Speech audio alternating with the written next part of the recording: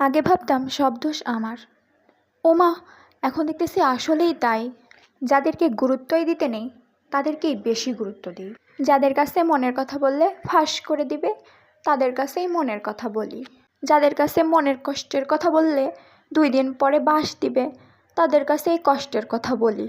যাদেরকে উপকার করলে পুরনো সিনেমার মতো গাছের সাথে টোক্কা খেয়ে সব ভুলে যাবে তাদেরকেই উপকার করি। আসলে এই সব দোষ আমারই। এইবার আসল কথায় আসি। যাদের উপকার করলে উপকার স্বীকার করবে না, গুরুত্ব দিলে পাত্তা দিবে না, এত তেল মারার সময় নেই। এজন্য আজকে আমি খুবই কম তেলে রান্না করে নিব শীতের সময়কার মজাদার ফুলকপির ঝোল। এর সাথে আমি আরও দিয়ে দিয়েছি কুমড়ার বড়ি, মাছ।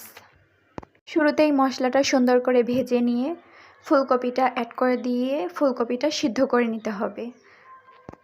তারপরে বাকি সব উপকরণগুলো অ্যাড করে দিব। মাছ দিয়ে দিব। মাছ দেওয়ার পরে এটা ভালো মতো মিশিয়ে নিব। তরকারিটাতে ঝোল রাখার জন্য পরিমাণ মতো পানি দিয়ে দিব। এটাকে একটু নেড়েচেড়ে ঢাকনা দিয়ে এখন ঢেকে দিব। রান্না শেষ হয়ে গেলে একটু গরম মশলা গুঁড়া দিয়ে এটাকে চুলা থেকে নামিয়ে নিব। আজকের রেসিপি এখানেই শেষ। Tata guys.